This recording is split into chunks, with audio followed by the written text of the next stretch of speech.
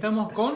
Estamos con Anabela Rosenberg, que es experta en la dimensión social de las políticas ambientales y climáticas, asesora en el señor de la Red Internacional de Acción Climática. ¿Lo dije bien? ¿Era así? ¿Era así? Bueno, Anabela, muchas gracias por haber venido. No, por favor, es un gusto visitar una radio tan bonita, un proyecto tan interesante, qué bueno. con tantos amigos y amigas involucrados, así que un placer. Bueno, somos un poco así, ¿viste? Vamos captando a la gente porque hay muchísima gente que tiene muchas cosas interesantes para compartir, como es tu caso. A ver. Arranquemos por el principio. Bueno, experta en la dimensión social de las políticas ambientales. ¿Qué significa eso, ambientales y climáticas?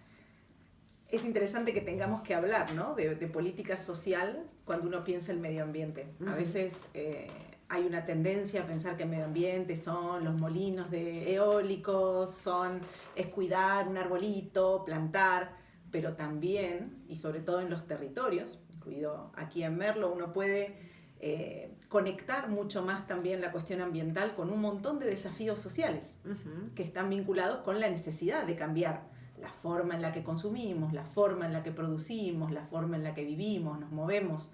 Todo eso tiene características de las sociedades en las que estamos.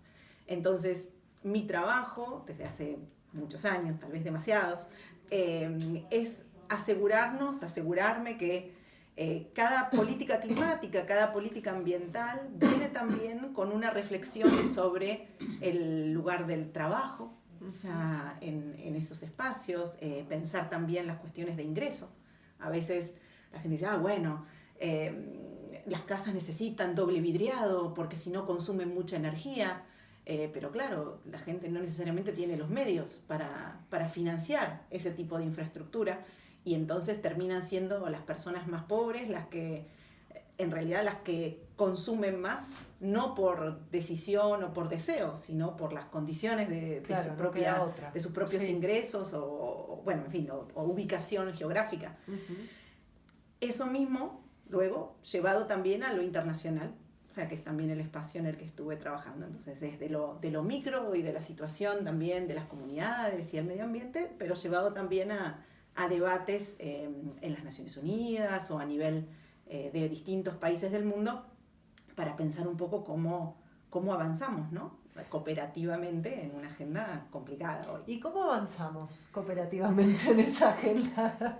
Hoy en día, digamos que estamos bastante complicados, ¿no? O sea, tenemos una situación geopolítica con, gobiernos, el que tenemos hoy en Argentina, pero también gobiernos como el de Trump en Estados Unidos, y en otros países donde la opción es claramente a la prioridad nacional y no a la cooperación internacional. La opción también es disminuir el rol del Estado, que cumple un rol fundamental en la planificación.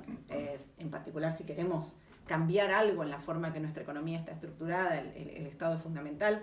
Entonces tenemos en realidad hoy en el poder opciones que no quieren contar con el Estado, e incluso en países que uno puede ver como más moderados, también una línea de trabajo en temas ambientales que es bastante poco ambiciosa, ¿no? Y un temor que tocar temas ambientales lleve a perder empleo, lleve a perder crecimiento económico, lleve también a aumentar el costo de la energía. Entonces estamos en un momento, a nivel de la gente que decide, de muy poca ambición. Ahora, del otro lado de la vereda, vemos también unos movimientos sociales, a lo mejor, que avanzan cada vez más en la integración de agendas. Y eso es la parte, a lo mejor, más positiva de ese trabajo internacional y del privilegio que tengo yo de hablar con tanta gente en muchos lugares del mundo. Y es ver el entusiasmo también de cómo la agenda ambiental deja de ser algo en una esquina del debate para ser algo que se integra mucho más a agendas de colectivas feministas, a agendas de pueblos originarios, a la agenda del trabajo de movimiento sindical, para el que trabajé durante más de 15 años. Y eso también da más esperanza a pesar de lo que tenemos en los gobiernos, ¿no? Contanos hoy en día dónde te encontrás trabajando y en qué proyectos. A ver, yo hoy trabajo en una red que nuclea a la mayor parte de las organizaciones del mundo que se interesan en el tema de cambio climático. Es una red de más de 3.000 organizaciones, 200 países del mundo, se llama Red de Acción por el Clima, o sea, es muy simple. Y mi trabajo es, en este momento, es seguir la agenda de Naciones Unidas, de las cumbres de cambio climático, y tratar de empujar en ese contexto un concepto que se llama la transición justa, que es un concepto que busca comprometer a los gobiernos, en el caso de establecer vías para una nueva forma de desarrollo, para una nueva economía, asegurarse que los trabajadores y trabajadoras, distintos grupos sociales, las comunidades van a ser consultados y que vamos a poder construir, sobre la base de un diálogo, nuevas alternativas. ¿Tenés tiempo para quedarte a vivir acá? Me encantaría. Si hay propuestas. Estaría muy bueno, porque te escuchaba y pensaba cómo muchas veces se presentan, primero esto que vos decías, los temas por separado, ¿no? Como que el progreso va por un lado y el cuidado del ambiente va por otro lado. Eso es como muy claro en los discursos y muchas veces tiene también su consecuencia en demonizar determinados actores sociales que dan estos debates. Eso por un lado. Por otro lado, también interesante lo que traes acerca de que en el mundo se están debatiendo este tipo de cosas con proyectos que tengan una mirada integral que va desde las condiciones laborales. ¿Por qué? Porque pienso, por ejemplo, se aprobó el RIGI, ¿no? El régimen de incentivo a las grandes inversiones, con una promesa de que va a generar trabajo. Punto número 1, trabajo, ¿cuántos puestos de trabajo? ¿Trabajo para quién y a costa de qué? ¿No? Y muchas veces eso no se debate. ¿Por qué? Porque lo que vamos viendo, y ayer contaban que desde la aprobación del RIGI a nivel nacional hay 7 proyectos aprobados con muchísimo menos dinero de lo que el gobierno nacional había prometido, que eran 50.000 millones de dólares. Bueno, van por los 13.000 millones de dólares la inversión de esas grandes empresas acá de capital internacional, que solamente generarían 1.000 y pico de puestos de trabajo y que estas multinacionales se instalarían en nuestros lugares estratégicos como la cordillera en general, que son nuestras fuentes de agua. Me fui, vuelvo acá. Entonces, ¿qué propuestas se puede pensar para integrar el desarrollo, el progreso con el cuidado del ambiente? A ver, tenemos, vos decías me fui, pero en realidad no te fuiste. O sea, estamos hablando de distintas dimensiones del mismo problema. Un primer problema es a nivel territorial. Muchas veces desde el centro, en particular cuando somos del interior y demás, desde el centro se proponen soluciones mágicas para territorios sin conocerlos y sin realmente pensar cuáles son las alternativas para ese territorio. Entonces, va a decir, bueno, Argentina necesita desarrollo, Catamarca necesita desarrollo, más minas, pero sin necesariamente pensar las consecuencias que esas opciones tienen, incluido para la economía regional, que ya estaba apostando a lo mejor a otros sectores. Y, por ejemplo, un tema clave ahí es el agua. O sea, ¿para quién es el agua? Y quién lo usa y quién decide cuál va a ser el usuario principal de ese agua. Ahora, una parte de la, digamos, de la alternativa es en reforzar mucho más la capacidad de los territorios en desarrollar sus propios planes de desarrollo. Porque muchas veces vos hablabas de demonización, ¿no? Del espacio ambiental o de los grupos ecologistas o finalmente de movimientos sociales que se pronuncian contra estos grandes proyectos. Y una de las cosas que siempre se nos critica o se nos tira es, ustedes no tienen ninguna propuesta, ¿no? O sea, básicamente solo se quejan, solo es no. La realidad es que no hay tampoco ni espacios ni recursos para que las comunidades y los territorios puedan elaborar su propio plan alternativo en los términos y el vocabulario que ese tipo de decisiones requieren. Y una de las cosas que nosotros queremos, conectando un poco lo internacional con lo nacional, con este debate en Naciones Unidas, es que las comunidades y los territorios que se enfrentan a este tipo de proyectos puedan también acudir a un espacio para tener apoyo técnico y económico para desarrollar también su plan alternativo, Ujú. ¿no? Ahora, la cuestión también del modelo de desarrollo no es solamente local, es también una cuestión de divisas y de modelo económico nacional, porque esa es la razón principal por la cual instrumentos como el RIGI aparecen. Argentina, como la mayor parte de los países de lo que se llama el sur global, la mayoría en desarrollo, en fin, tiene un problema de divisas. Ujú. Y en general, eso se usa un poco como arma de promoción de todos los extractivismos. Que sea el extractivismo minero, petrolero, o incluso la soja también se la puede considerar en ese mismo paradigma, ¿no? La razón que se invoca es Argentina necesita divisas para pagar su deuda, para pagar sus infraestructuras. Entonces, si los dólares no vienen de ahí, ¿de dónde vienen? Ujú. Y creo que nosotros tenemos una responsabilidad también como movimientos sociales de pensar un poco cuáles son las alternativas macroeconómicas a Claro. ese modelo. Que a veces resulta por una cuestión más obvia, más fácil lo local, ¿no? Y a veces como no caer solamente en lo familiar, ¿no? Lo llevo a un extremo, la huerta familiar, que por supuesto es necesaria, pero que no modifica ese modelo general. Sobre todo porque, a ver, cuando todas las encuestas que se hacen, incluso a la población argentina hoy sobre los temas ambientales, la gente está preocupada. Uh-huh. O sea, ve en su pueblo, si yo vengo de un pueblo sur de la provincia de Buenos Aires, con alta desertificación, o sea, a la gente se le pregunta, o sea, si les preocupa la situación, si les preocupen, por ejemplo, tornados que nunca se vieron, fenómenos meteorológicos muy extremos, muy La raros, sequía o las inundaciones. Claro. Y hay una preocupación. Ahora, cuando se le pregunta a la gente, pero entonces, ¿qué hacemos? Básicamente es, bueno, yo hago lo que puedo en mi rincón, Claro. pero acá las opciones son las que hay. Tenemos que seguir con este modelo de agricultura intensiva, no sé qué, porque es lo único que hay y es lo que nos da dinero. Entonces, sería injusto pedirle a todos los territorios que piensen el modelo macroeconómico argentino, pero sí es importante unir fuerzas. La mayor parte de los movimientos, incluso en Argentina, contra distintos proyectos, megaproyectos extractivistas, a lo mejor todavía no han logrado unificar fuerzas y capacidades para pensar también la alternativa y posicionarse en el debate nacional. Uh-huh. O sea, la mayor parte del debate nacional ambientalista se sigue situando en Buenos Aires,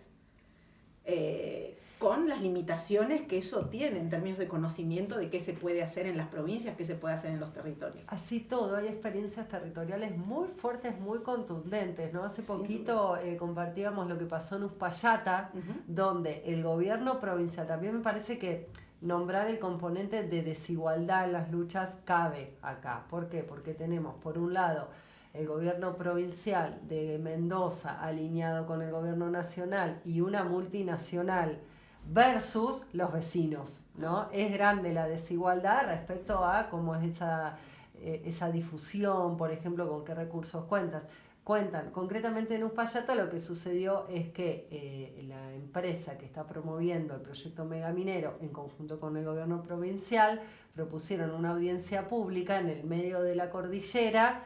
Los vecinos dijeron, no, eso es limitante, y además eran los galpones de la empresa, ¿no? O sea, ellos jugaban de local. Los vecinos quisieron una audiencia pública que tuvo más de 2.000 personas participando, bueno, un montón de gente que se expresó ahí. Tal vez esa noticia, esa audiencia pública popular, no llega, no está en la agenda de los medios de Buenos Aires, ¿no? Exacto. Entonces digo, no es que no haya en los territorios, en las provincias, resistencias, organizaciones o propuestas, sino que muchas veces es cómo se aborda, por dónde circula esa información. Absolutamente, hay resistencias y hay victorias. Claro, también. O sea, hay resistencias y hay victorias. Esquel, sí. O sea, el agua vale más que el oro. La consulta popular, el 80% del pueblo dijo, hay muchísimas no queremos. Victorias locales.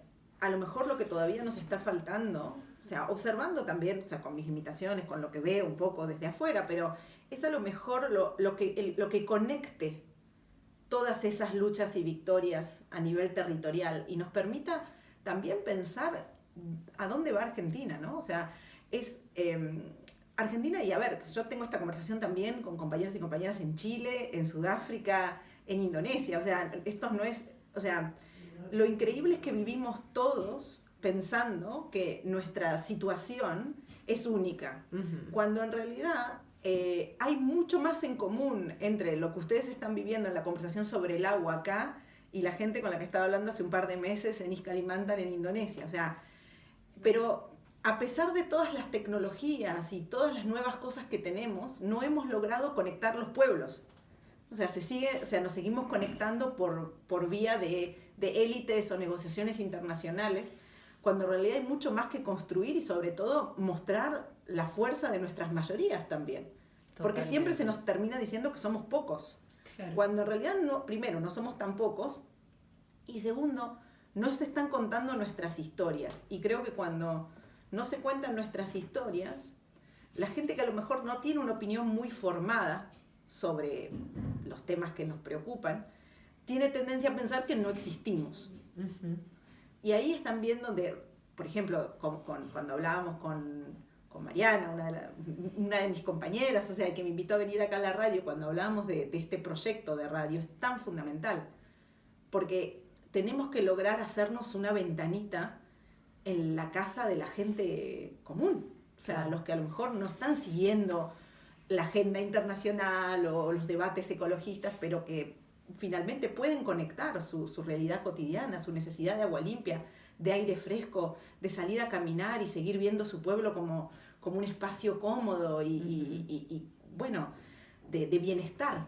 Claro. Porque al fin y al cabo la ecología no es simplemente un ajuste de variables sanitarias. Estamos hablando de vivir bien y mejor que lo que vivimos ahora. Pero por alguna razón se nos presenta un poco como, bueno, o sea, los adalides del rechazo y ¿cómo decir?, los límites, ¿no? O sea, se nos está planteando permanentemente que estamos ahí tratando de impedir cosas. Tenemos varios mensajes que dice que no se vaya, que vuelva mañana, muy interesante que vuelva mañana, dicen los oyentes acá al 264-00-30-11. Recordemos a la gente que estamos hablando con Anabela Rosenberg, experta en la dimensión social de las políticas ambientales y climáticas, asesora en senior de la Red Internacional de Acción Climática. Interesantísimo, la verdad que da para mucho, por supuesto que muchas de las cosas que fuiste mencionando son elementos que nos parece que abordan mucho lo que nos está sucediendo en este territorio, no en todos los territorios, pero bueno, que nos ayudan también a comprender a nivel local a veces los discursos, lo que se intenta imponer, estos falsos dilemas, las miradas acerca de los movimientos ecologistas, y que no es solamente acá, es a nivel mundial, ¿no? Porque cuando se tocan intereses, ¿no? Cuando se pone lo económico por sobre el bienestar, por sobre la naturaleza, por sobre la salud, bueno, de alguna manera hay que salir a responder. Exacto. Y ahí vienen las agresiones, la demonización, la estigmatización. Son las 12, ya tenemos que ir cerrando este programa del día de hoy. ¿Te quedó, Ana, alguna cosa para mencionar? A lo mejor simplemente una pequeña reflexión que siempre comparto, y es que también cuando uno está muy en la defensa de su idea, que es nuestro caso, somos gente en general muy apasionada, tenemos tendencia también a ver en aquellos que no están con nosotros a nuestros adversarios. Uh-huh.